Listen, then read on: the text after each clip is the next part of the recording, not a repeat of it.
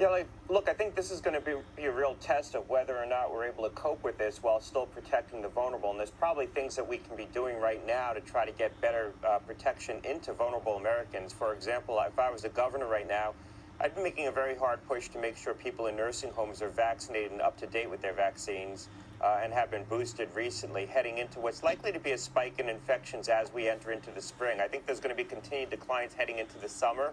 Prevalence right now is very low. We're at about 9 cases per 100,000 people per day. We haven't been at these low levels since last June. But we're likely to see some wave of infection as B2 becomes more prevalent, as mitigation has been lifted around the country, and as a result of some declining immunity from people who were infected a while ago or boosted a while ago. The good news, the final point is, the good news is that we're seeing declines in Europe right now. It's not really a trend yet. There's not really a discernible trend, so we don't have enough data points to say that it's definitive. But if you look at the data in the UK and Germany right now, you are seeing cases come down on a week-over-week basis, and that could be an indication that the spikes that they've seen are starting to subside, which would be a good harbinger for us, too. It would sort of reaffirm this notion that this is likely to be, sort of a mild wave of infection as we get into the spring and head towards the summer.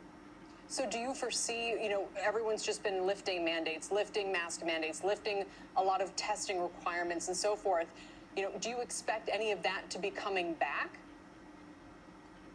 No, I wouldn't. Not if the outlook is that it's this B2 variant that's going to cause us some problems this spring as we head towards the summer. I mean, absent something new, a new variant that pierces the immunity that we've acquired from prior infection and from vaccination, there's nothing like that on the horizon. I mean, there's always a risk that something like that will emerge. That's probably a risk to the fall. But the near-term risk right now is just this continued uptick in cases as we lift the mitigation, people interact more, and as B2, which is a strain that's more contagious, becomes more prevalent. B2 is 30 to 50% more contagious. So people who've so far escaped Omicron, some percentage of them are going to be infected from this mini wave of infection. But this is unlikely to be a major surge of infection based on what we're seeing in Europe right now. We're likely to see an uptick from where we are right now, but we're at very low levels. And I don't think that's going to be enough to change the policy prescription at this point. I don't think you're going to see governors and states and certainly the federal government slip back some of the restrictions. The only thing you might see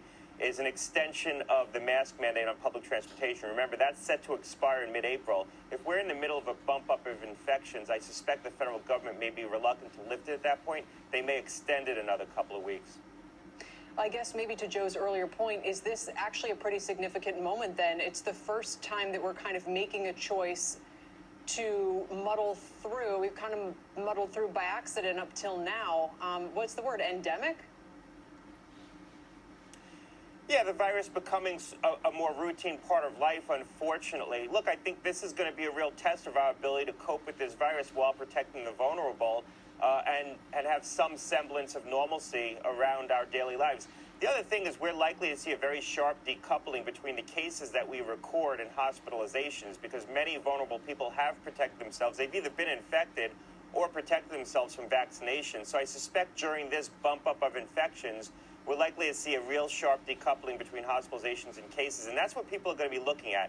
If you see cases go up, but you don't see hospitalizations start to go up in any substantial way, I think that's going to give policymakers some level of reassurance.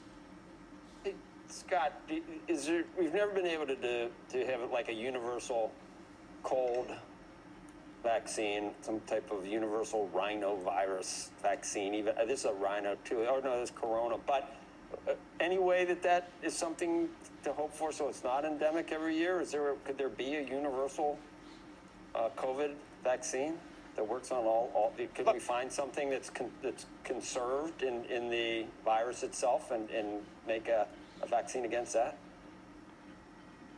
There's a potential for that, but the bottom line is that the immune-dominant epitopes, so the regions of this virus's surface that we develop the best antibodies against, are also the regions that undergo adaptation. So it's hard to find a conserved part of the virus that's also an immune-dominant part of the virus that's going to stimulate a robust immune response. Not impossible, but hard. Look, we've been talking about a universal flu vaccine for about 25 years now. We certainly talked about a lot when I was in the government for about 20 years, and it was always 5 years away, and we still don't have it. So there's a reason why hard things are difficult.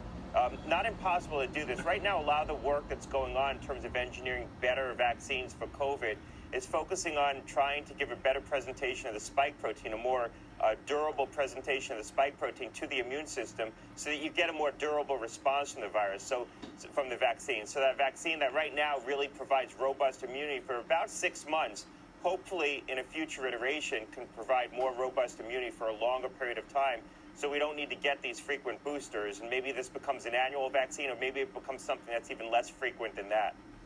Wouldn't that be nice? All right, Dr. Gottlieb, thanks.